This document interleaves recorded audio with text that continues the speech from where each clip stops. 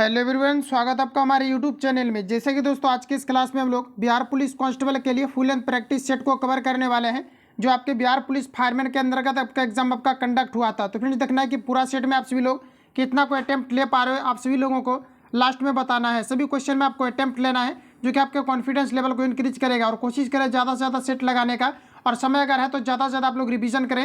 हालांकि आज से आप लोगों को जो है रिवीजन के तौर पर एक क्लास आपको प्रोवाइड किया जाएगा, तो आप सभी लोगों को अच्छे तरीके से लगाना है। तो आइए आज की इस क्लास को शुरू करते हैं और चीज़ों को समझते हैं। छोटा सा मैं आपको इन्फॉर्मेशन आपको दे दूँ कि अभी जो है आपके बिहार एसएससी की तरफ से नई भर्ती को लेकर के 11,000 प्लस पदों पर आपका नोटिफिकेशन आपका जारी कर दिया गया है, जिसमें कि पदों की संख्या और भी आपके बढ़ाए जाएंगे।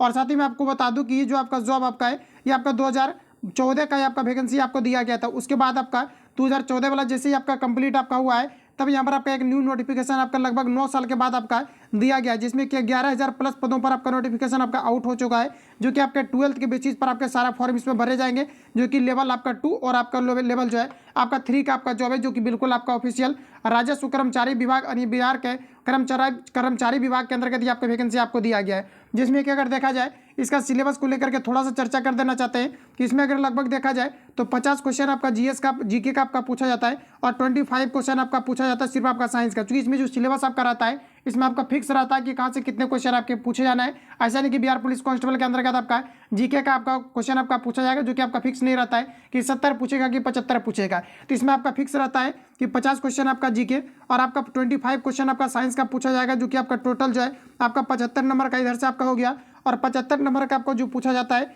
ये आपका मैथमेटिक्स और साथ ही आपका रीजनिंग के क्वेश्चन आपका पूछा जाता है। तो ऑल ओवर इसका जो एग्जाम कंडक्ट होता है, ये आपका 150 नंबर का एग्जाम आपका कंडक्ट होता है। तो जितनी भी अभी रिसेंटली अभी बिहार पुलिस प्रिपरेशन अगर आपने किया हुआ है, आप देख पाएंगे कि इसका अगर सेट आप लगाते हैं, जो कि आपका BSSC का आपका जो है ऑफिशियल क्वेश्चन पेपर आपका 2014 वाला आपका है, 2014 वाला वैकेंसी का, उसको आप लोग देखेंगे तो लगभग आपका 75 क्वेश्चन में से लगभग आपका 50 क्वेश्चन आपका सॉल्व आपका हो जाएगा। नहीं होगा तो मैं आपको टेलीग्राम पर उसका सेट मैं आपको भेज दूंगा, तो वहाँ पर आप सभी लोगों को पूरा इसको सेट लगाना है और देखना कि आप 75 जो जीएस का क्वेश्चन आपका है, इसमें से आप कितना को अटेम्प्ट ले पा रहे हो। इसके अलावा मैथ और रीजनिंग आपका टोटल आपका 75 क्वेश्चन आपका पूछा जाता है। तो काफ़ी अच्छा खासा ये आपका जॉब भी माना जाता है, और 11,000 प्लस पदों पर आपका रिक्रूटमेंट आपको दिया गया है। तो आप सभी लोगों को उसके लिए भी आपको तैयार हो जाना है। तो आज के इस क्लास को हम लोग शुरू करते हैं। बाकी किसी प्रकार का इन्फॉर्मेशन चाहिए तो आप हमें कमेंट करेंगे, वहाँ पर आपको रिप्लाई आपको कर दिया जाएगा। और ज़्यादा कुछ नहीं बल्कि नोटिफिकेशन आपको टेलीग्राम पर आपको भेज दिया गया है, वहाँ पर आपको डिटेल में सारा कुछ आपको लिखा हुआ है, तो वहाँ से जाकर आप लोग रीड करेंगे। तो आइए शुरू करते हैं आज के इस क्लास को और चीज़ों को समझते हैं।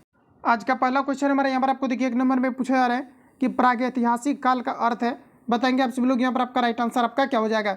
ये आपका रिपीटेड क्वेश्चन है, ध्यान रखेंगे आप सभी लोग। यहाँ पर आपका राइट आंसर हो जाएगा कि वह समय जिसका कोई ऐतिहासिक लिखित ब्यौरा ना हो, इसे हम लोग प्रागैतिहासिक काल के नाम से जानते हैं। ऑप्शन यहाँ पर आपका बी राइट हो जाएगा।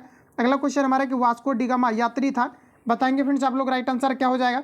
ये काफ़ी बार क्वेश्चन आपका रिपीटेड आपका है, जैसे कि मैंने आपको बताया है कि ज़्यादा से ज़्यादा क्वेश्चन पर आपको कमांडिंग आपको रखना है, और प्रीवियस ईयर आपको पूरा आपको कंबाइंड आपको करके जो है पूरा आपको एक साथ आपको कलेक्ट करके जितनी भी मैंने आपको प्रोवाइड आपको किया हुआ है, इस पर आपको ज़्यादा से ज़्यादा आपको कमांडिंग आपको रखना है, जो कि आपके एग्जाम पॉइंट ऑफ व्यू से काफ़ी ज़्यादा इंपॉर्टेंट आपका होने वाला। बाकी सेट भी मैंने जो है काफ़ी ज़्यादा आपको प्रोवाइड आपको किया हुआ है। तो यहाँ पर आपको देखिए कहा जा रहा है वास्को डी गामा यात्री था। बताएंगे आप लोग राइट आंसर क्या हो जाएगा। तो ये जो है पुर्तगाल यात्री था। राइट आंसर यहाँ पर आपका सी करेक्ट हो जाएगा। ध्यान रखेंगे आप सभी लोग। अगला क्वेश्चन हमारा नेक्स्ट यहाँ पर आपको देखिए पूछा जा रहा है, कहा जा रहा है कि संविधान के कितने वर्ष तक के बच्चों के लिए निःशुल्क एवं अनिवार्य शिक्षा की व्यवस्था की गई है, ये आपको हमारा पूछा जा रहा है। बताएंगे आप लोग राइट आंसर आपका क्या हो जाएगा।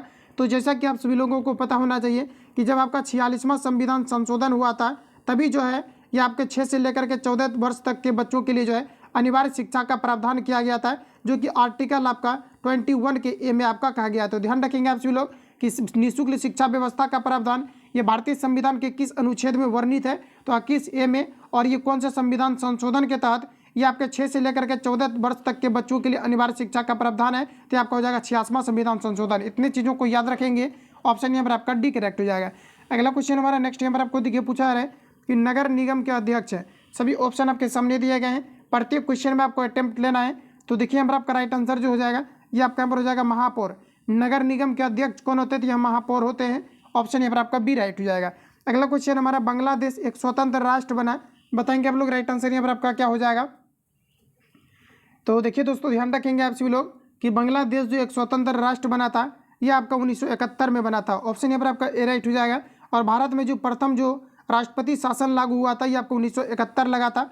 राइट आंसर आपको 1961 आपका हो जाएगा, जो कि चीन के युद्ध के समय लगा हुआ था। तो ध्यान रखेंगे आप सभी लोग 1961-62 में आपका जो है ये आपका चाइना से युद्ध के समय जो है ये भारत में राष्ट्रपति शासन को लागू किया गया था।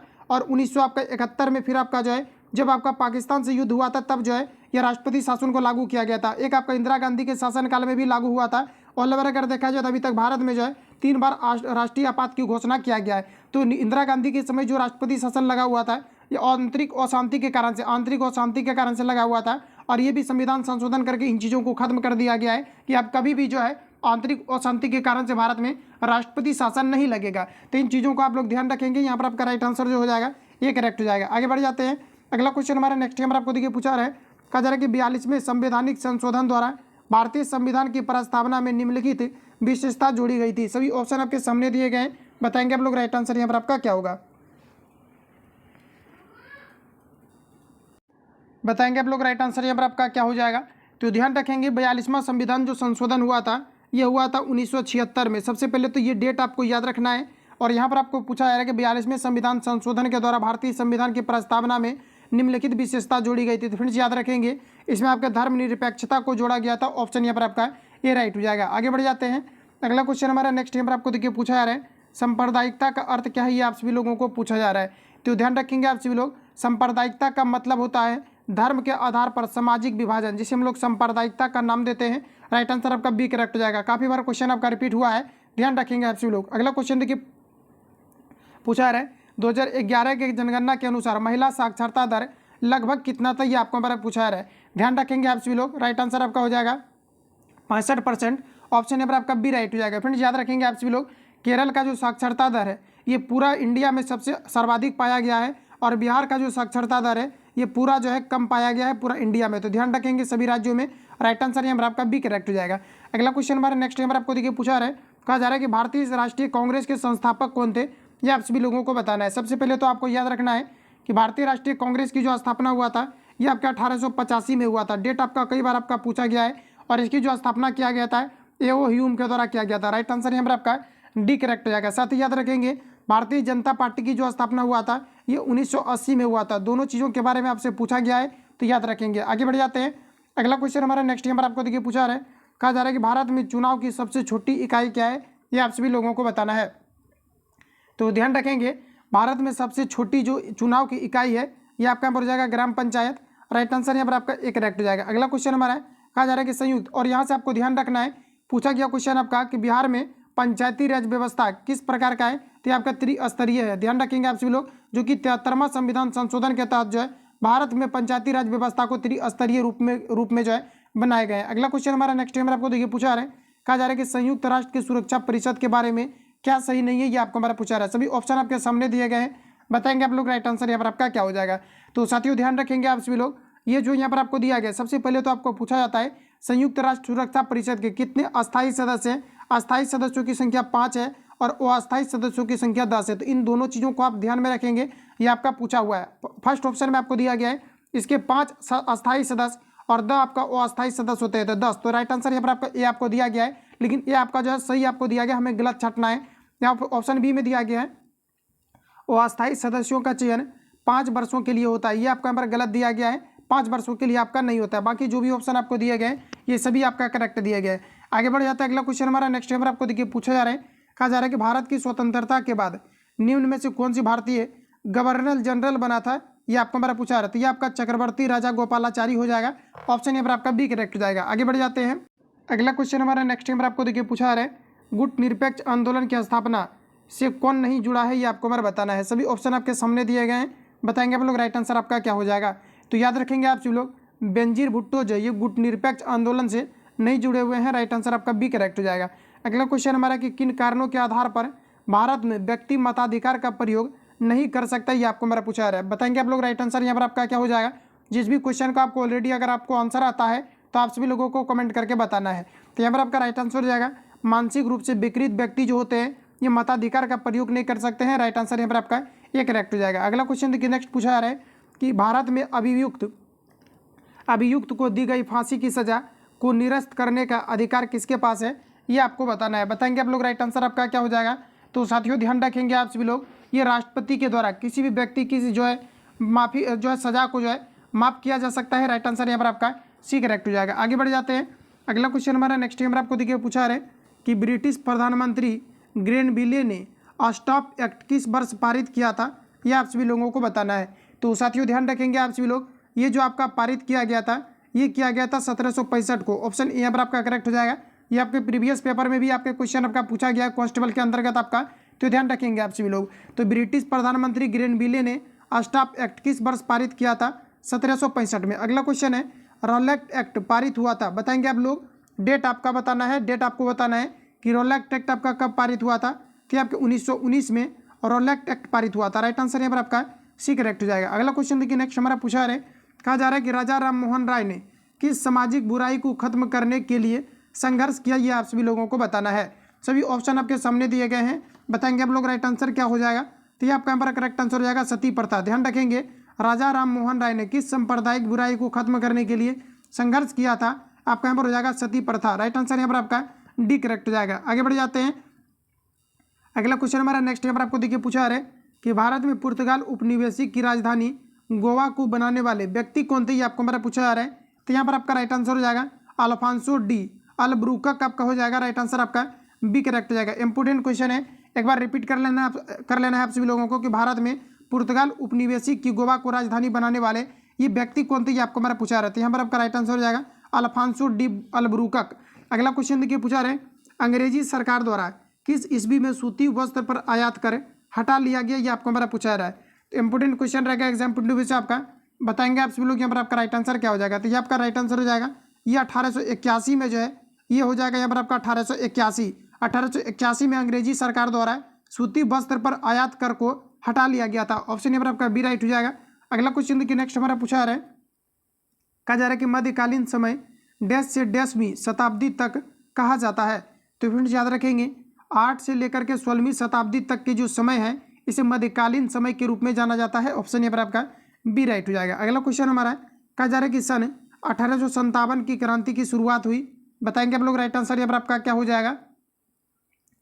तो देखिए याद रखेंगे 1857 की क्रांति की जो शुरुआत हुई थी ये मेरठ से हुई थी। राइट आंसर यहाँ पर आपका सी करेक्ट हो जाएगा। अगला क्वेश्चन देखिए नेक्स्ट हमारा पूछा जा रहा है, कहा जा रहा है कि मगध राज्य की प्राचीनतम राजधानी थी। सभी ऑप्शन आपके सामने दिए गए हैं, बताएंगे आप लोग राइट आंसर यहाँ पर आपका क्या हो जाएगा। तो ये आपका यहाँ पर हो जाएगा राजगिरी। ऑप्शन यहाँ पर आपका डी करेक्ट हो जाएगा। ध्यान रखेंगे मगध राज्य की प्राचीनतम राजधानी थी, यह राइट आंसर हो जाएगा राजगिरी। अगला क्वेश्चन है मनुष्य द्वारा पहली बार लियोलिथिक युग में पालतू बनाया जाने वाला पशु था, यह आपका यहाँ पर हो जाएगा कुत्ता। राइट आंसर आपका सी करेक्ट हो जाएगा। नेक्स्ट क्वेश्चन आगे बढ़ते हैं। अगला क्वेश्चन हमारा नेक्स्ट यहाँ पर आपको देखिए पूछा है मुगल काल का पतन शुरू हुआ, बताएंगे राइट आंसर यहाँ पर आपका क्या हो जाएगा। मुगल काल का पतन कब शुरू हुआ, ये आधुनिक काल से। ऑप्शन यहाँ पर आपका सी राइट हो जाएगा। अगला क्वेश्चन है कि लियोलिथिक का अर्थ क्या है, ये आपको हमारा पूछा जा रहा है। तो फ्रेंड्स याद रखेंगे लियोलिथिक का मतलब होता है नवपाषाण काल। राइट आंसर यहाँ पर आपका सी करेक्ट हो जाएगा। अगला क्वेश्चन है विश्व पर्यावरण दिवस मनाया जाता है, तो याद रखेंगे विश्व पर्यावरण दिवस प्रत्येक वर्ष 5 जून को मनाए जाते हैं। राइट आंसर यहाँ पर आपका सी करेक्ट हो जाएगा। अगला क्वेश्चन देखिए नेक्स्ट हमारा यहाँ पर आपको पूछा जा रहा है, कहा जा रहा है कि निम्न में कौन प्राकृतिक पर्यावरण का घटक नहीं है, ये आप सभी लोगों को बताना है। ध्यान रखेंगे ये आपका यहाँ पर हो जाएगा बांध। बांध जो होता है ये प्राकृतिक पर्यावरण का घटक नहीं होता है, क्योंकि ये जनरली जो है मानव निर्मित भी हो सकते हैं। राइट आंसर यहाँ पर आपका सी करेक्ट हो जाएगा। अगला क्वेश्चन हमारा है कि पर्यावरण जैविक व अजैविक घटकों के कहा जा रहा है कि अंतर संबंध का अध्ययन कहलाता है। यानी कहने का मतलब है कि पर्यावरण से रिलेटेड यानी जैविक तथा अजैविक घटकों से बनी दुनिया को हम लोग पर्यावरण बोलते हैं, और पर्यावरण संबंधी जो घटना होता है इसको हम लोग किस रूप में अध्ययन करते हैं, ये आपको हमारा पूछा रहा है। इसे हम लोग परिस्थितिकी यानी कि इकोलॉजी कहते हैं। राइट आंसर यहाँ पर आपका ए करेक्ट हो जाएगा। अगला क्वेश्चन देखिए नेक्स्ट हमारा पूछा रहा है, कहा जा रहा है कि जलप्रपात का निर्माण निम्न में किस कारक द्वारा होता है, ये आप सभी लोगों को बताना है। फ्रेंड्स याद रखेंगे ये आपका यहाँ पर हो जाएगा नदी के द्वारा। राइट आंसर आपका ए करेक्ट हो जाएगा। अगला क्वेश्चन देखिए पूछा रहा है कि वह बिंदु जहाँ भूकंप की उत्पत्ति होती है कहलाता है। कई बार ये क्वेश्चन आपका रिपीट आपका हुआ है, याद रखेंगे आप सभी लोग भूकंप की जो उत्पत्ति होती है इसे हम लोग अधिक केंद्र के नाम से जानते हैं। राइट आंसर यहाँ पर आपका बी राइट हो जाएगा। अगला क्वेश्चन देखिए पूछा रहे ज्वालामुखी के मुख को कहते हैं, बताएंगे राइट आंसर यहाँ पर आपका क्या हो जाएगा। तो ज्वालामुखी के मुख को क्या कहा जाता है, इसे क्रेटर के नाम से जाना जाता है। राइट आंसर आपका डी करेक्ट हो जाएगा। अगला क्वेश्चन देखिए नेक्स्ट हमारा पूछा रहे, कहा जा रहा है कि निम्न में से कौन सा पूर्ण व्याकृत संसाधन नहीं है, यह आप सभी लोगों को बताना है। तो ध्यान रखेंगे यहाँ पर आपका हो जाएगा लो अयस्क। ऑप्शन यहाँ पर आपका बी राइट हो जाएगा। अगला क्वेश्चन है कि भारत के पश्चिमी तट पर स्थित राज्य जिसकी तट रेखा सबसे लंबी है वह क्या है, ये आपको हमारा पूछा जा रहा है। तो याद रखेंगे ये आपका यहाँ पर हो जाएगा गुजरात, ऑप्शन यहाँ पर आपका डी करेक्ट हो जाएगा। और वैसे भी जनरली आपने देखा होगा कि गुजरात की जो तटीय सीमा है ये सबसे अधिक है, राइट आंसर आपका डी करेक्ट हो जाएगा। अगला क्वेश्चन, नेक्स्ट क्वेश्चन हमारा पूछा जा रहा है कि जैविक संसाधन का एक उदाहरण है, बताएंगे राइट आंसर आपका क्या हो जाएगा। तो फ्रेंड्स याद रखेंगे जैविक संसाधन का जो उदाहरण हो जाएगा ये आपका हो जाएगा वन, जो कि जैविक संसाधन का उदाहरण है। नेक्स्ट क्वेश्चन हमारा देखिए पूछा जा रहा है कि शहर जो भारत का कॉटन पोलिस के नाम से जाना जाता है वह क्या है, ये वह शहर के बारे में आपको बताना है जिसे कॉटन पोलिस के नाम से जाना जाता है। तो कॉटन पोलिस के जो नाम से जाना जाता है ये मुंबई को जाना जाता है, राइट आंसर आपका सी करेक्ट हो जाएगा। अगला क्वेश्चन देखिए नेक्स्ट हमारा पूछा जा रहा है, कहा जा रहा है कि जानवर जो पेरियार राष्ट्रीय उद्यान के मुख्यतः संरक्षण में है वह है, बताएंगे आप लोग राइट आंसर आपका क्या हो जाएगा। तो देखिए पेरियार जो राष्ट्रीय उद्यान है ये मुख्य रूप से अगर देखा जाए तो ये आपके हाथी के लिए जाना जाता है, राइट आंसर आपका बी करेक्ट हो जाएगा। अगला क्वेश्चन है भूकंप से संबंधित अध्ययन कहलाता है,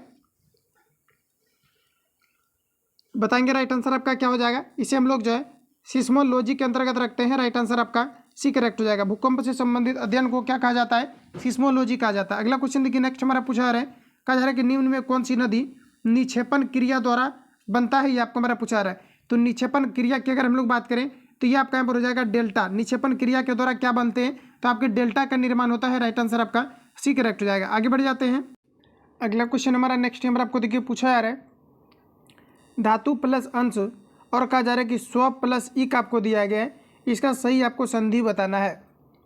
तो देखिए दोस्तों यहाँ पर आपका राइट आंसर आपका हो जाएगा आपका धातंत्र और यहाँ पर आपका नाविक आपका हो जाएगा, राइट आंसर यहाँ पर आपका एक करेक्ट हो जाएगा। अगला क्वेश्चन हमारा नेक्स्ट यहाँ पर आपको देखिए पूछा जा रहा है, कहा जा रहा है अंशु माल्य समास का विग्रह सहित भेद बताना है। तो देखिए अंशु माल्य का सबसे पहले आपको विग्रह करना है, इसका अगर आप लोग विग्रह करेंगे तो यहाँ पर आपका हो जाएगा अंशु है माला जिसकी यानी कि सूर्य अर्थात बहुव्रीहि समास हो जाएगा, राइट आंसर आपका एक करेक्ट हो जाएगा। अगला क्वेश्चन हमारा नेक्स्ट यहाँ पर आपको देखिए पूछा रहा है, कहा जा रहा है किन्हीं उपसर्ग से बने शब्द का सही समूह कौन सा, ये आपको हमारा पूछा रहा है। सभी ऑप्शन आपके सामने दिए गए हैं, बताएंगे आप लोग राइट आंसर यहाँ पर आपका क्या हो जाएगा। तो यहाँ पर अगर देखा जाए तो आपका निबंध हो जाएगा, निषेध आपका हो जाएगा, निर्धन और आपका निस्तेज आपका हो जाएगा, राइट आंसर यहाँ पर आपका बी करेक्ट हो जाएगा। अगला क्वेश्चन देखिए नेक्स्ट हमारा पूछा जा रहा है, कहा जा रहा है कि इसमें संबोधक कारक का शुद्ध रूप क्या है, ये आपको हमारा पूछा रहा है। तो संबोधक कारक के बारे में बताना है और यहाँ पर आपका हो जाएगा भाइयों एवं बहनों हो जाएगा, राइट आंसर आपका सी करेक्ट हो जाएगा। ये क्वेश्चन जस्ट मैंने जो है बिहार पुलिस का जब मैंने आपको प्रीवियस पेपर कराया था तो वहाँ पर भी ये क्वेश्चन आपका मिला हुआ था, और ये आपके बिहार फायरमैन का आपका सेट है तो यहाँ पर भी आप लोग देख पाएंगे क्वेश्चन आपका पूछा गया था। हिंदी का क्वेश्चन हुबहू आपका उठा लिया जाता है, तो ध्यान रखेंगे आप सभी लोग। अगला क्वेश्चन हमारा है कि यह लड़की बहुत सुंदर है, वाक्य में लड़की शब्द क्या है, ये आप सभी लोगों को बताना है। साथियों ध्यान रखेंगे ये आपके यहाँ पर हो जाएगा संज्ञा, ऑप्शन नंबर आपका बी राइट हो जाएगा। अगला क्वेश्चन हमारा नेक्स्ट नंबर आपको देखिए पूछा रहा है, आप बैल डैश अपूर्ण लोककृति का सही अंश क्या है, ये आपको हमारा पूछा रहा है। तो आप बैल मुझे मार, यही यहाँ पर आपका राइट आंसर हो जाएगा। ये भी क्वेश्चन आपका हुबहू आपका जो है आपका रिपीटेड आपका है, ध्यान रखेंगे आप सभी लोग। इसलिए मैंने आपको बताया था कि हिंदी पर ज़्यादा से ज़्यादा अगर आपको वेटेज चाहिए तो आप प्रैक्टिस करेंगे, और साथ ही प्रीवियस पेपर जो आपका हुआ है इसको आप लोग ध्यान में रखेंगे, यहाँ से क्वेश्चन आपका रिपीट आपका किया जा रहा है। और रिसेंटली आपने देखा भी होगा मद्य निषेध का भी नजदीक आपके एग्जाम कंडक्ट हुआ है, जिसमें कि काफ़ी ज़्यादा क्वेश्चन को आपको रिपीट आपको कर दिया गया था। अगला क्वेश्चन हमारा पूछा है कि गुरु का स्त्रीलिंग रूप बनाने वाला प्रत्यय कौन सा, ये आपको हमारा पूछा जा रहा है, बताएंगे आप लोग राइट आंसर यहाँ पर आपका क्या हो जाएगा।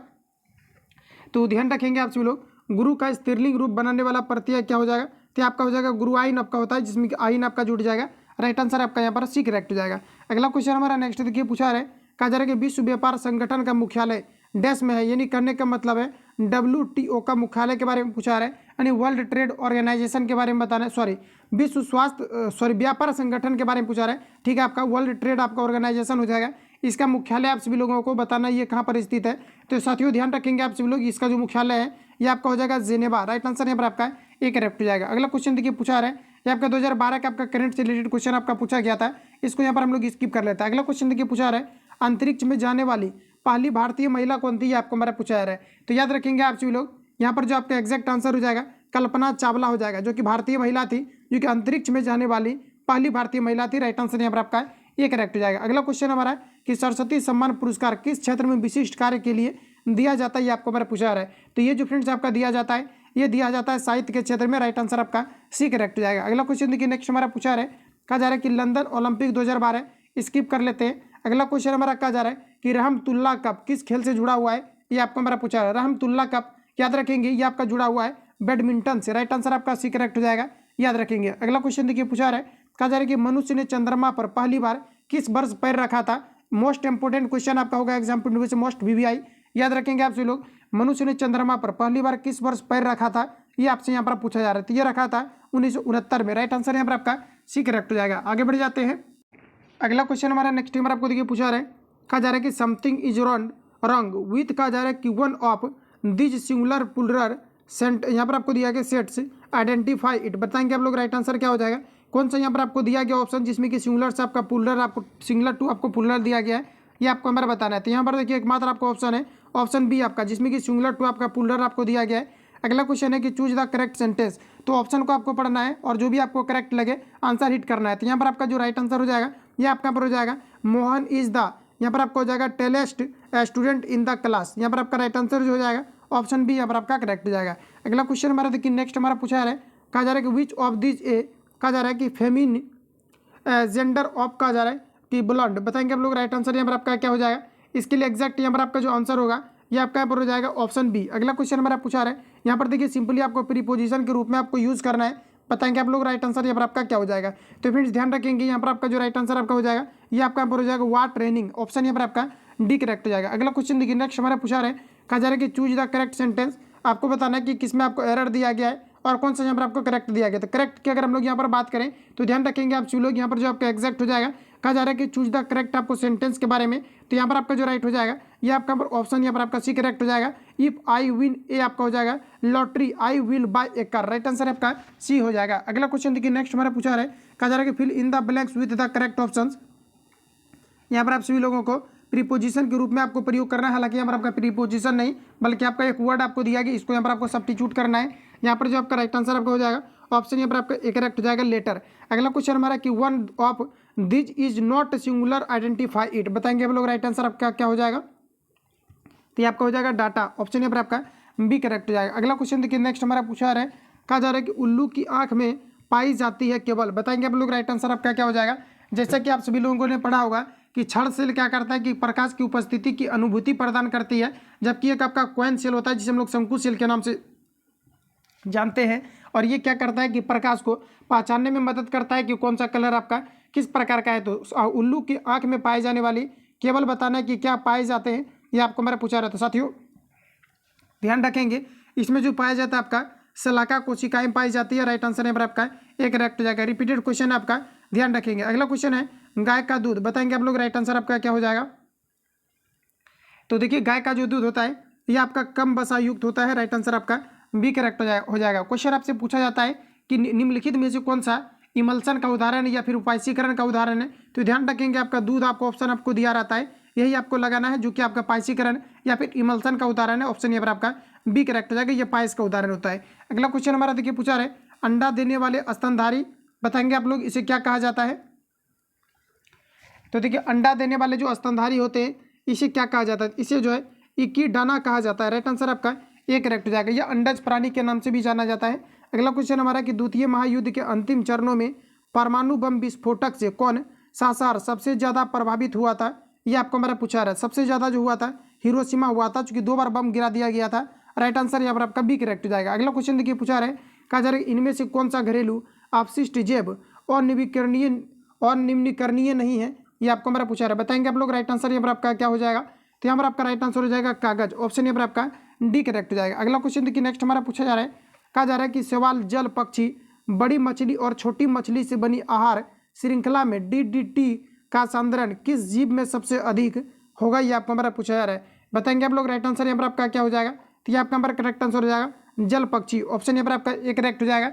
जितना कि उस मछली का शरीर को प्रभावित नहीं करेगा जहर खाने से, उससे कई ज़्यादा गुना जो है पक्षी को करेगा, क्योंकि जो आपका आहार श्रृंखला के अंतर्गत देखा जाए तो जो पॉइजन का आपका संचरण होता है ये आपका उल्टा होता है, जबकि खाद्य श्रृंखला में जो आपका एनर्जी का रूपांतरण होता है ये आपका सीधा होता है। तो यहाँ पर आपका राइट आंसर आपका एक करेक्ट हो जाएगा, ध्यान रखेंगे। अगला क्वेश्चन देखिए नेक्स्ट हमारा पूछा रहे कि फफूंदी है, तो साथियों ध्यान रखेंगे फफूंदी जो आपका एक प्रकार का परजीवी एवं मृतजीवी दोनों आपका हो जाएगा। राइट आंसर आपका सी करेक्ट हो जाएगा। इस प्रकार के क्वेश्चन में कन्फ्यूजन भी होता है, ध्यान रखेंगे आप सभी लोग। फफूंदी क्या है, तो परजीवी एवं मृतोपजीवी दोनों ये आपका हो जाएगा। राइट आंसर यहाँ पर आपका सी करेक्ट हो जाएगा। आगे बढ़ जाते हैं। अगला क्वेश्चन हमारा नेक्स्ट यहाँ पर आपको देखिए पूछा रहे, कहा जा रहा है कि एडिटिव भोजन में होते हैं। बताएंगे आप लोग राइट आंसर क्या हो जाएगा। तो एडिटिव में क्या होते हैं, तो रोगनाशक एवं खनिज दोनों होते हैं। ऑप्शन नंबर आपका बी राइट हो जाएगा। अगला क्वेश्चन है, किस प्रकार के परिवहन से पौधों में ऊर्जा प्राप्त होती है, ये आपको हमारा पूछा रहा है। तो ध्यान रखेंगे आप सभी लोग, यहाँ पर आपका हो जाएगा ये आपका खनिज के परिवहन के कारण से। ऑप्शन नंबर आपका बी करेक्ट हो जाएगा। आगे बढ़ जाते हैं। अगला क्वेश्चन हमारा नेक्स्ट नंबर आपको देखिए पूछा रहे, एक अवतल लेंस के लिए वस्तु की दूरी चिन्ह क्या होगा, ये आपको हमारा पूछा रहा है। अवतल लेंस के लिए निगेटिव होता है और उत्तल लेंस के लिए आपका पॉजिटिव होता है। ये डायरेक्टली आपको याद ही रखना है। बताएंगे आप लोगों को यहाँ राइट आंसर क्या हो जाएगा। तो यहाँ पे हो जाएगा ऋण। ऑप्शन नंबर आपका एक करेक्ट हो जाएगा। अगला क्वेश्चन हमारा नेक्स्ट नंबर आपको देखिए पूछा रहा है, कहा जा रहा है कि किसी 100 ओम वाले प्रतिरोध से 2.2 एम्पियर धारा प्रभावित होती है, प्रतिरोध के सिरों के बीच विभवांतर कितना होगा, ये आपको हमारा पूछा जा रहा है। सिंपली आपको क्या करना है, V बराबर आपका फॉर्मूला होता है, V बराबर आपका IR आपका हो जाएगा। आपको पूछा जा रहा है कि इसके बीच का विभवांतर कितना होगा। तो यहाँ पर आपको देखिए 2 पॉइंट आपको 2 दिया गया है और रेसिस्टेंस का वैल्यू यहाँ पर आपको 100 आपको दिया गया था। 100 से गुना करेंगे, पॉइंट को कैंसिल आउट करेंगे तो आपका 10 हो जाएगा। 10 से इसको काटाएंगे और 10 गुना अगर हम लोग 22 करते हैं तो आपका यहाँ पर 220 आपका हो जाएगा। तो 220 देखिए कहाँ पर आपको दिया गया है, ऑप्शन यहाँ पर आपको बी में दिया गया। राइट आंसर यहाँ पर आपका बी करेक्ट हो जाएगा। आगे बढ़ जाते हैं। अगला क्वेश्चन हमारा नेक्स्ट देखिए पूछा रहा है, कहा जा रहा है कि वेलामेन कोशिकाओं की उपस्थिति लाक्षणिक होती है। बताएंगे आप लोग राइट आंसर क्या हो जाएगा। तो फ्रेंड्स ध्यान रखेंगे आपका हो जाएगा एपीफाइटस में। ऑप्शन यहाँ पर आपका सी करेक्ट हो जाएगा। अगला क्वेश्चन है, जी का मान होता है, सभी ऑप्शन आपके सामने दिए गए। डायरेक्टली आप लोगों को याद रखना है कि जी का जो आपका वैल्यू होता है ये 6.67 इंटू 10⁻11 न्यूटन मीटर स्क्वायर पर आपका जो है केजी स्क्वायर होता है। तो ध्यान रखेंगे, कभी कभी आपको पूछा जाता है कि ग्रेविटेशनल कांस्टेंट का इकाई क्या होता है, गुरुत्वाकर्षण बल का इकाई क्या होता है। तो ध्यान रखेंगे न्यूटन मीटर स्क्वायर पर आपका केजी स्क्वायर होता है। इसका वैल्यू की अगर बात करें तो 6.67 इंटू 10⁻11 होता है, याद रखेंगे। यहाँ पर बताएंगे आप लोग राइट आंसर आपका क्या हो जाएगा। तो यहाँ पर आप लोग देख पाएंगे कि 6.67 आपको यहाँ पर ऑप्शन ए में दिया गया है। 6.67 इंटू 10⁻, यहाँ पर आपको 11 आपको जो है यहाँ पर आपका निगेटिव आपका होना चाहिए, लेकिन यहाँ पर आप लोग देख पाएंगे कि निगेटिव आपको नहीं दिया गया है, ठीक है। लेकिन यहाँ पर आपका निगेटिव आपको होना चाहिए 6.67 इंटू 10⁻11 न्यूटन मीटर स्क्वायर पर केजी आपका स्क्वायर होता है। तो ध्यान रखेंगे ऑप्शन यहाँ पर आपका ए करेक्ट हो जाएगा। लेकिन यहाँ पर आप लोग देख पाएंगे कि न्यूटन मीटर स्क्वायर पर आपको केजी स्क्वायर दिया गया। तो यहाँ पर आपका राइट आंसर जो है ऑप्शन यहाँ पर आपका डी करेक्ट हो जाएगा। थोड़ा सा कन्फ्यूजन यहाँ पर आपका क्रिएट हुआ है, आप सभी लोगों को डाउट है तो आप सभी लोग जो है कमेंट बॉक्स में आंसर कर देंगे। अगला क्वेश्चन हमारा नेक्स्ट यहाँ पर आपको देखिए पूछा रहे, प्रश्न में आपको कहा जा रहा है कि एक वस्तु की ऊंचाई h से मुक्त रूप से गिर रही है, उसके लिए किस बिंदु पर गतिज ऊर्जा का मान न्यूनतम होगा, ये आपको हमारा पूछा रहा है। सभी ऑप्शन आपके सामने दिए गए, बताएंगे आप लोग राइट आंसर यहाँ पर आपका क्या हो जाएगा। तो आपको देखने से पता चल रहा होगा कि किसी भी वस्तु को अगर यहाँ से अगर फेंका जाता है तो सबसे पहले जहाँ पर से वो रिटर्न आएगा वहाँ पर जाकर के वो स्थिर हो जाता है और वहाँ पर उसका जो फाइनली आपका पूछा जा रहा है कि गतिज ऊर्जा क्या होगा, तो जा करके आपका जीरो हो जाता है। यानी कहने का मतलब है इसका जो गतिज ऊर्जा आपका जीरो होगा ये आपका कहाँ पर होंगे, तो यहाँ पर अगर देखा जाए तो आपका ए पर होगा, क्योंकि वस्तु को जब फेंका जाएगा तो यहाँ पर आकर के वो रुक जाएगा, पुनः वो नीचे की ओर आएगा, तो वहाँ पर गतिज ऊर्जा आपका जीरो हो जाएगा। राइट आंसर आपका ए करेक्ट हो जाएगा। अगला क्वेश्चन देखिए पूछा रहा है, एक व्यक्ति विभिन्न रंगों में अंतर कहा जा रहा है कि नहीं कर पाता है, व्यक्ति में निम्न प्रकार की समस्याएं। तो यहाँ पर आपका हो जाएगा कौन सेल उसका खराब है। राइट आंसर आपका सी करेक्ट हो जाएगा, जैसा कि अभी तुरंत मैंने आपको रिवील आपको कराया हुआ है। अगला क्वेश्चन हमारा नेक्स्ट यहाँ पर आपको देखिए पूछा है, कहा जा रहा है कि रेखांकित वस्तु पर कितना प्रतिबल लग रहा है, ये आप सभी लोगों को बताना है। सभी ऑप्शन आपके सामने दिए गए, बताएंगे आप लोग राइट आंसर यहाँ पर आपका क्या हो जाएगा। तो यहाँ पर अगर देखा जाए तो यहाँ पर आप लोग जैसा कि देख पाएंगे कि इधर भी आपका 10 न्यूटन का बल लग रहा है और इधर भी आपका 10 न्यूटन का बल लग रहा है, तो यहाँ पर आपका हो जाएगा जीरो। ऑप्शन यहाँ पर आपका डी करेक्ट हो जाएगा। किसी भी चीज़ों को अगर दो व्यक्ति अगर खींचे और जब तक कि उसमें डिस्प्लेसमेंट विस्थापन ना हो तब तक उसमें किसी प्रकार का वर्क नहीं होगा और वो आपका फाइनली आपका जीरो हो जाएगा। तो किसी एक साइड अगर वस्तु अगर खींचा जाता है तब वहाँ पर आपका वर्क आपका होगा। तो इस प्रकार से अगर देखा जाए तो राइट आंसर आपका डी करेक्ट हो जाएगा, क्योंकि दोनों तरफ आपका इक्वल आपका फोर्स आपका काम कर रहा है। तो इस प्रकार से इसका जो हो जाएगा ये आपका यहाँ पर जीरो हो जाएगा। आगे बढ़ जाते हैं। अगला क्वेश्चन हमारा नेक्स्ट टाइम पर आपको देखिए पूछा रहा है, कहा जा रहा है कि दो 5 ओम और 10 ओम के प्रतिरोध किसी परिपथ में श्रेणी क्रम में जुड़े हैं, तो कहा जा रहा है कि निम्न विकल्प संभव होगा। बताएंगे आप लोग राइट आंसर यहाँ पर आपका क्या हो जाएगा। तो साथियों अगर देखा जाए तो कहा जा रहा है कि 5 ओम और 10 ओम के प्रतिरोध किसी परिपथ में श्रेणी क्रम में जुड़ा है, तो आप कौन से विकल्प को सही करेंगे, ये आपको हमारा पूछा रहा है। बताएंगे आप लोग राइट आंसर क्या हो जाएगा। ऑप्शन ए में दिया गया दोनों प्रतिरोधों के बीच विभवांतर अलग अलग होगा, ये आपको यहाँ पर गलत दिया गया है। ऑप्शन बी में यहाँ पर आपको देखिए कूट बल आपको दिया गया है और इस प्रकार से अगर देखा जाए तो यहाँ पर आपका 5 ओम आपको दिया गया और यहाँ पर आपको जो है आपको 10 ओम आपको दिए गए। अब आप सभी लोगों को बताना है राइट आंसर यहाँ पर आपका क्या हो जाएगा। सभी ऑप्शन देख लेंगे आप सभी लोग। यह रहा सभी ऑप्शन आपके सामने। तो यहाँ पर देखिए इसका यहाँ पर आपको 5 ओम दिया गया है और ये आपको 10 ओम दिया गया। तो दोनों के बीच का जो विभवांतर होगा ये आपके अलग अलग का हो जाएगा। चूंकि ये जो आपका डिपेंड करता है V बराबर आपका आई आर आपका होता है और R जिसका अधिक रहेगा उसका विभवांतर भी आपका अधिक हो जाएगा। तो यहाँ पर आपका R का ही वैल्यू दिया गया है तो विभवांतर आपका चेंज हो जाएगा। तो इस प्रकार से अगर देखा जाए ये यहाँ पर आपका राइट हो जाएगा।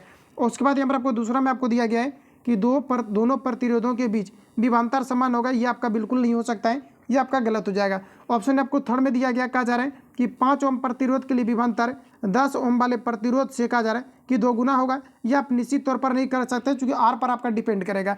इसके अलावा यहाँ पर आपको फोर्थ में आपको दिया गया है, कहा जा रहा है कि 10 ओम प्रतिरोध के लिए विभवांतर 5 ओम वाले प्रतिरोध से 2 गुना होगा। ये आपका हमारा करेक्ट कहा जा रहा है। ऑप्शन यहाँ पर इस प्रकार से यहाँ पर आपका जो है सी वाला यहाँ पर आपका राइट हो जाएगा। अगला क्वेश्चन हमारा नेक्स्ट नंबर आपको देखिए पूछा रहे, इसको अगर आप काउंट करना चाहते हैं या निकालना चाहते हैं तो V बराबर आपको आई आर करके आप सभी लोगों को जो है निकाल लेना, ठीक है, कोई दिक्कत नहीं। अगला क्वेश्चन हमारा नेक्स्ट नंबर आपको देखिए पूछा रहे, अगला देखिएगा हमारा पूछा रखा जा रहा है कि निम्न में से कौन सा तापमंडल अप्रैल महीने में आकाश के उत्तरी भाग में दिखाई देता है, ये आप सभी लोगों को बताना है। तो यहाँ पर आपको जो एग्जैक्ट आंसर आपका हो जाएगा ये आपका हो जाएगा बृहत समर, आपको हो जाएगा सप्तऋषि। राइट आंसर आपका सी करेक्ट हो जाएगा। तो वर्ड आप लोगों को देख लेना है, राइट आंसर यहाँ पर आपका सी करेक्ट हो जाएगा। अगला क्वेश्चन है कि किसी आवृत्ति बारंबारता सारणी के लिए माध्यिका जो आलेखीय विधि से निकालने के लिए सहायता ली जाती है, बताएंगे आप लोग। राइट आंसर यहाँ पर आपका क्या हो जाएगा, इसे क्या कहा जाता है। तो फ्रेंड्स जिसे जो कहा जाता है आवृत्ति वक्र के नाम से जाना जाता है। ऑप्शन यहाँ पर आपका बी करेक्ट हो जाएगा। क्वेश्चन को आप लोग रिपीट कर लेना एक बार। क्वेश्चन में आपको कहा जा रहा है कि किसी आवृत्ति बारंबारता सारणी के माध्यिका को कहा जा रहा है कि आलेखीय विधि से निकालने के लिए सहायता ली जाती है, तो आपको हो जाएगा आवर्त वक्र। राइट आंसर यहाँ पर आपका आवृत्ति वक्र, ऑप्शन यहाँ पर आपका बी राइट हो जाएगा। अगला क्वेश्चन देखिए नेक्स्ट हमारा पूछा रहा है, कहा जा रहा है कि जब किसी वस्तु को ऊर्ध्वाधर ऊपर फेंका जाए तब उच्चतम बिंदु पर वेग का मान कितना होगा, ये आपको हमारा पूछा रहा है, बताएंगे आप लोग। राइट आंसर आपका क्या हो जाएगा। अभी रिसेंटली आपका कवर आपका हुआ है कि आपका गतिज ऊर्जा जो होता है ये आपका शून्य हो जाता है। राइट आंसर यहाँ पर आपका बी सी करेक्ट हो जाएगा, अभी जस्ट आपका हुआ है।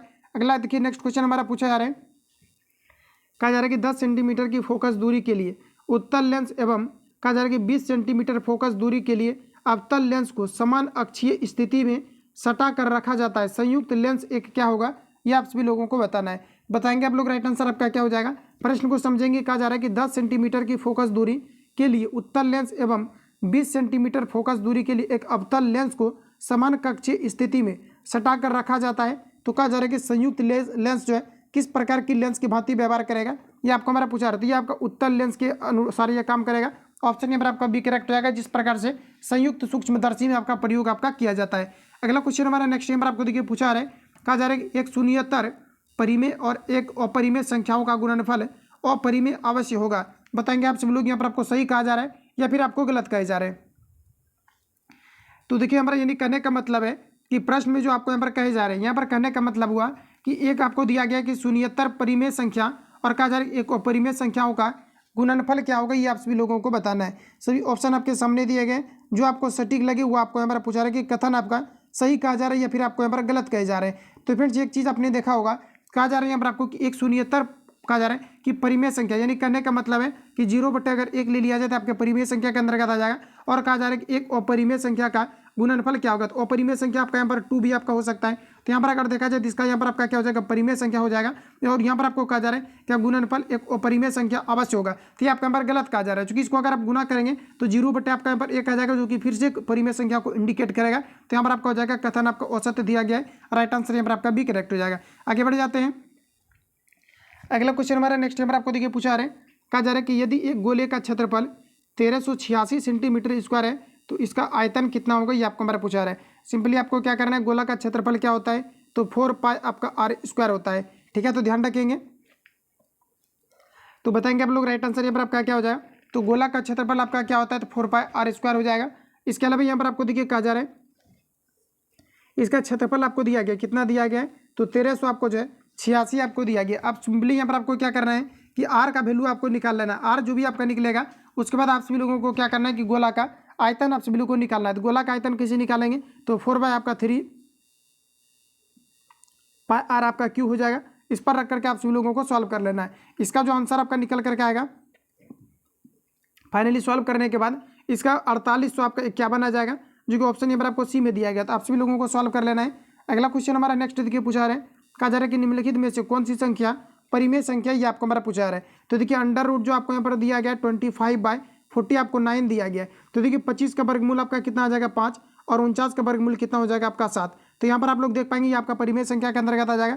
तो इस प्रकार से अगर देखा जाए तो राइट आंसर आपका सी करेक्ट हो जाएगा। अगला क्वेश्चन देखिए नेक्स्ट हमारा पूछा जा रहा है, कहा जा रहा है कि समीकरण दिया गया 5 पर पावर x + 1 प्लस आपका 5 पर पावर 2 - x बराबर आपको 100 आपका 26 के मूल क्या होंगे ये आपको बड़ा पूछा जा रहा है। तो देखिए यहाँ पर आपको सिंपली करना ये है, इसको सॉल्व करने के लिए आप ऐसा कर सकते हैं कि जैसा कि यहाँ पर आपको 126 आपको दिया गया, ठीक है, यहाँ तक तो कोई दिक्कत नहीं है। आप ऐसा करो कि यहाँ पर इसको हम लोग अलग अलग कर लेंगे। जैसे कि यहाँ पर आप कर सकते हैं, जैसे कि आपका गुना में पावर क्या होता है तो आपका जुड़ता है, तो 5 पर पावर आपका x हो जाएगा इंटू आपका 5 पर पावर आपका 1 हो जाएगा। उसी प्रकार से प्लस यहाँ पर आप सभी लोगों को कर लेना है, 5 पर पावर यहाँ पर आपका 2 हो जाएगा और यहाँ पर आपका कितना हो जाएगा तो आपका जो है इंटू आपका, और यहाँ पर आपका क्या हो जाएगा तो 5 पर पावर आपका माइनस आपका x हो जाएगा। अब देखिए इसको आप लोग कैलकुलेट कर लेना और इसको आप भी आप लोगों को क्या करना है कैलकुलेट कर लेना है। ये आपका 5 पर पावर 1 हो जाएगा, ये सभी आपका कॉमन होकर के कैलकुलेट हो जाएगा और x का वैल्यू आपका जो भी आएगा आप सभी लोगों को सॉल्व कर लेना है।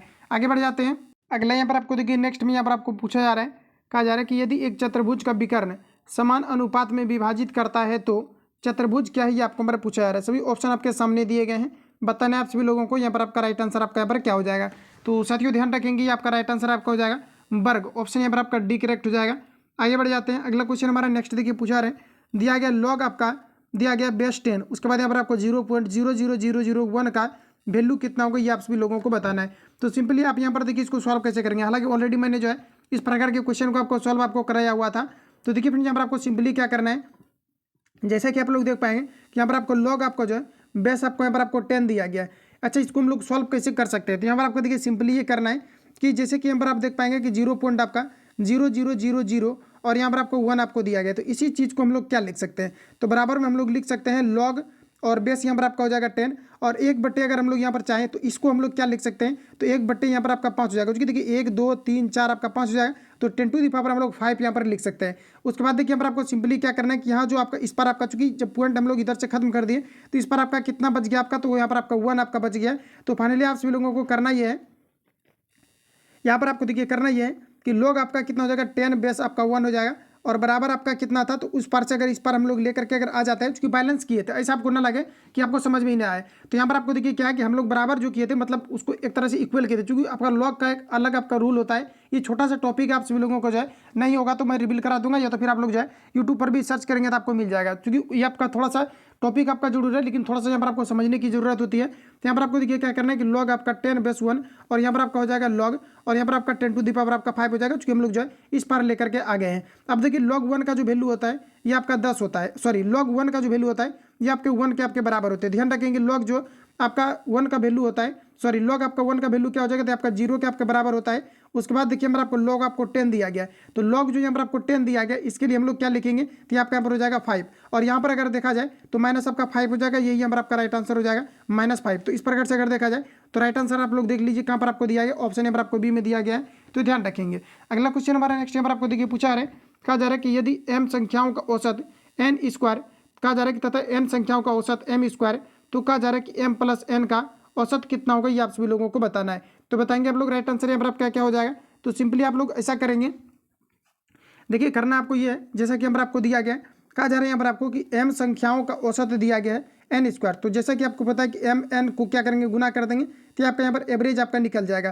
तो यहाँ पर आपका इतना हो जाएगा प्लस दोनों को हम लोग योग निकाल लेते हैं, तो m स्क्वायर का यहाँ पर आपको दिया गया n संख्याओं का औसत m स्क्वायर दिया गया, तो n इंटू आपका क्या हो जाएगा m स्क्वायर हो जाएगा। तो ये जो निकला है दोनों संख्याओं का क्या निकल गया आपका एवरेज आपका निकल गया। लेकिन प्रश्न यहीं तक नहीं, प्रश्न में आपका आ जा रहा है कि m तथा n संख्याओं का योग कितना होगा, तो आपको सिंपल एवरेज क्या होगा औसत पूछा जा रहा है, तो m प्लस आपका n से आपका यहाँ पर आपका डिवाइड हो जाएगा। तो सिंपली इसको आप लोग डिवाइड कर देंगे तो ये आपका यहाँ पर देखिए कट जाएगा, आपका कंप्लीट आपका कट जाएगा।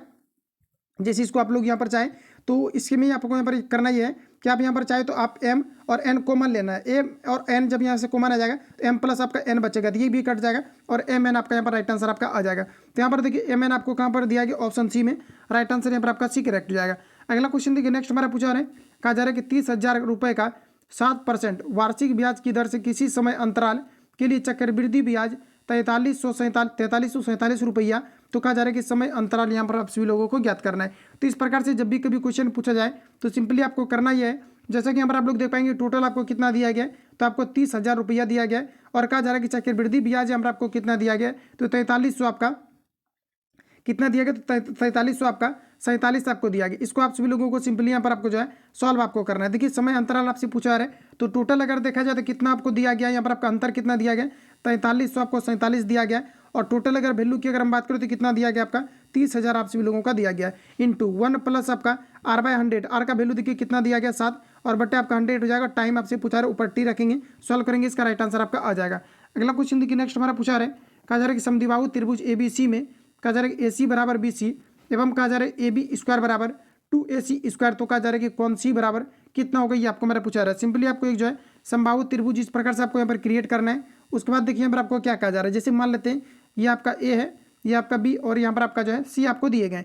अब देखिए प्रश्न में आपको कहा जा रहा है, कंडीशन आपको दे दिया गया। कंडीशन में क्या कहा जा रहा है, AB का स्क्वायर बराबर कहा जा रहा है कि 2AC का स्क्वायर है, ये आपको कंडीशन दिया गया। और बराबर यहाँ पर आपको कहा जा रहा है AB का स्क्वायर, और बराबर यहाँ पर आपको कहा जा रहा है कि देखिए यहाँ पर आपको कहा जा रहा है AB का स्क्वायर बराबर 2AC का यहाँ पर आपको जो है स्क्वायर आपको दिया गया। चाहो तो हम लोग यहाँ पर ऐसा भी कर सकते हैं, जैसा कि यहाँ पर आपका क्या होता है कि देखिए AB का स्क्वायर, यहाँ पर हम लोग ऐसा भी लिख सकते हैं कि क्या A और यहाँ पर आपका B का स्क्वायर बराबर AC का यहाँ पर आपका स्क्वायर हो जाएगा, और प्लस आपका क्या हो जाएगा, तो B और यहाँ पर आपका C का आपका स्क्वायर हो जाएगा। और बराबर अगर देखा जाए तो यहाँ पर आपको दिया गया है 2AC का आपका स्क्वायर हो जाएगा। इस प्रकार से इसका प्रॉपर्टीज आपका होता है, ये आपका राइट एंगल ट्रायंगल्स का, या फिर आप समबाहु त्रिभुज, या सॉरी आपको जो है राइट एंगल ट्रायंगल्स के बारे में नहीं कहा जा रहा है, यहाँ पर आप समद्विबाहु त्रिभुज इसको मान करके चलेंगे, क्योंकि क्वेश्चन में आपको कहा जा रहा है समद्विबाहु त्रिभुज। तो समद्विबाहु त्रिभुज के लिए आपका प्रॉपर्टीज आपका होता है। अब देखिए आपको प्रश्न में क्या कहा जा रहा है, तो कहा जा रहा है कि कौन सी का वैल्यू कितना होगा, ये आपको रिप्रेजेंट करने का मतलब है कि ये वाला यहाँ पर आपको वैल्यू आपसे पूछा जा रहा है। तो याद रखेंगे आपसे लोग, जब भी कभी इस प्रकार का कंडीशन क्रिएट हो और समद्विबाहु त्रिभुज के बारे में कहा जा रहा है, तो ये हमेशा आपका 90 डिग्री होता है। राइट आंसर यहाँ पर आपका डी करेक्ट हो जाएगा। तो डायरेक्टली यहाँ पर आपको थोड़ा सा ध्यान में रखना है।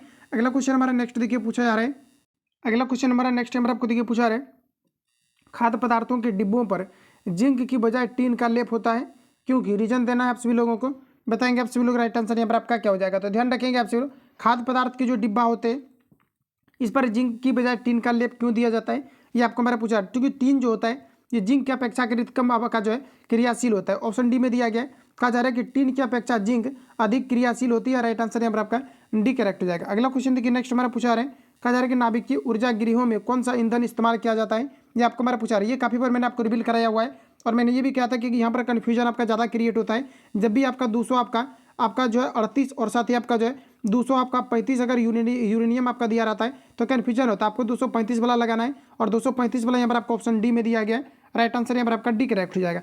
अगला क्वेश्चन देखिए नेक्स्ट हमारा पूछा रहे हैं, कहा जा रहा है कि Cr3+ तथा SO4 2- का यौगिक है। तो देखिए कभी जब भी कभी क्या होता है, इस प्रकार से यौगिक अगर लिखा जाता है, इसका जो संयोजकता होता है ये आपस में क्या हो जाता है, एक्सचेंज होता है, यानी कि इसके वाला इसके पास आ जाएगा, इसके वाला इसके पास चला जाएगा। तो अब आप लोगों को बताना है करेक्ट आंसर इसका आपका यहाँ पर क्या हो जाएगा। तो देखिए यहाँ पर आपका राइट आंसर हो जाएगा Cr2, चूंकि ये जो आपका संयोजकता यहाँ पर आपको दिया गया है ये इसके साथ आ जाएगा और ये वाला आपका इसके साथ, तो Cr2SO4 का आपका होल 2 हो जाएगा। राइट आंसर यहाँ पर आपका डी करेक्ट हो जाएगा। अगला क्वेश्चन देखिए नेक्स्ट हमारा पूछा रहा है, कहा जा रहा है कि प्राकृतिक रबड़ निम्न का बहुलक है, बताएंगे आप लोग। राइट आंसर यहाँ पर आपका क्या हो जाएगा। तो साथियों ध्यान रखेंगे, प्राकृतिक जो बहुलक है ये आइसोप्रीन का आपका होता है। राइट आंसर यहाँ पर आपका बी करेक्ट हो जाएगा। अगला क्वेश्चन है कि निम्न में से किसमें कणों का आकार कहा जा रहा है कि अधिरोधी क्रम में होता है, ये आप सभी लोगों को पूछा जा रहा है। तो ये आपका पर जो हो जाएगा, देखिए कहा जा रहा है कि निम्न में से किसमें कणों का आकार अधिरोधी क्रम में होता है, तो यहाँ पर आपका हो जाएगा वास्तविक विलयन, लेस देन कोलाइडी विलयन, और लेस देन आपका हो जाएगा निलंबन। राइट आंसर आपका ये करेक्ट हो जाएगा। ध्यान रखेंगे इस प्रकार के क्वेश्चन को थोड़ा आपको ध्यान रखना पड़ेगा, नहीं तो फिर इसका आपको जो है वैल्यू आपको याद रखना पड़ जाएगा। तो इस प्रकार से आप लोगों को डायरेक्टली याद रखना है, जो क्वेश्चन आपका हुआ वो आपका रिपीट कर दिया जाता है। निम्न में से किसमें कणों का आकार अधिरोधी क्रम में होता है, तो आपका हो जाएगा वास्तविक विलयन, लेस देन आपका कोलाइडी विलयन, लेस देन आपका निलंबन हो जाएगा। ऑप्शन यहाँ पर आपका ए राइट हो जाएगा। आगे बढ़ जाते हैं। अगला क्वेश्चन हमारा नेक्स्ट यहाँ पर आपको देखिए पूछा रहे हैं, यहाँ पर आपको कहा जा रहा है कि C14 में न्यूट्रॉन की संख्या कितनी होगी, आपको हमारा पूछा रहता है। न्यूट्रॉन में हम लोग क्या करते हैं, यहाँ पर सिंपली हम लोगों को घटा देना रहता है, और 14 में अगर आप लोग 6 को घटाएंगे तो कितना हो जाएगा 8। ऑप्शन यहाँ पर आपको सी में दिया गया है। राइट आंसर आपका सी करेक्ट हो जाएगा। अगला क्वेश्चन देखिए पूछा रहे हैं कि जब HCl को लौह चूर्ण पर डाला जाता है तो गैस निकलती है, तो इसमें जो निकलता है हाइड्रोजन गैस निकलती है। राइट आंसर आपका बी करेक्ट हो जाएगा। अगला क्वेश्चन है कि सूर्य में उपस्थित नाभिकीय ईंधन है, बताएंगे आप लोग। राइट आंसर आपका क्या हो जाएगा, तो सूर्य में उपस्थित नाभिकीय ईंधन किस प्रकार का है, तो आपका हो जाएगा हाइड्रोजन, क्योंकि हाइड्रोजन की मात्रा जो होती है आपके सूर्य में काफ़ी ज़्यादा अधिकतम पाए जाते हैं। राइट आंसर यहाँ पर आपका सी करेक्ट हो जाएगा, जो कि नाभिकीय संलयन अभिक्रिया को प्रदर्शित करती है। अगला क्वेश्चन हमारा पूछा है निम्नलिखित में से कौन जैव मात्रा ऊर्जा का स्रोत नहीं है, ये आपको हमारा पूछा जा रहा है। सभी ऑप्शन आपके सामने दिए गए इंपॉर्टेंट क्वेश्चन होगा एग्जाम पॉइंट ऑफ व्यू से आपका, जो कि आपका रिपीटेड है। तो साथियों ध्यान रखेंगे, यहाँ पर आपको कहा जा रहा है कि निम्नलिखित में से कौन मात्रा स्रोत नहीं है, ये आपको हमारा पूछा जा रहा है। जैव मात्रा का स्रोत नहीं है, हाइड्रोजन हो जाएगा, ऑप्शन यहाँ पर आपका सी करेक्ट हो जाएगा। और हाइड्रोजन का उसमें जो मान होता है ये सबसे अधिकतम होता है, हाइड्रोजन का 3 समस्थानिक होता है। इतनी चीज़ों को ध्यान रखेंगे, ऑप्शन यहाँ पर आपका सी करेक्ट हो जाएगा। अगला क्वेश्चन देखिए पूछा रहे और भविष्य का ईंधन ये हाइड्रोजन को ही कहा जाता है। अगला क्वेश्चन है पदार्थ का सबसे छोटा कण जो पदार्थ की सब विशेषता बताता है वह क्या है, ये आपको हमारा पूछा जा रहा है। तो पदार्थ की सभी विशेषता को बताने वाले छोटे कण को हम लोग अणु के नाम से जानते हैं। राइट आंसर यहाँ पर आपका डी करेक्ट हो जाएगा। तो फ्रेंड जितनी भी क्वेश्चन आपका इस शीट में आपको दिया गया था कंप्लीटली मैंने आपको रिवील आपको करा दिया है। बाकी किसी प्रकार का डाउट या संशय हो तो आप हमें कमेंट करके मिलते हैं नेक्स्ट वीडियो में। तब तक के लिए जय हिंद। जो लोग चैनल पर नए हैं चैनल को सब्सक्राइब करके बेल आइकन को प्रेस करना, क्योंकि जब भी वीडियो अपलोड होगा तो आप नोटिफिकेशन पहुंचते रहेगा। मिलते हैं नेक्स्ट वीडियो में, तब तक के लिए जय हिंद, बेस्ट ऑफ लक।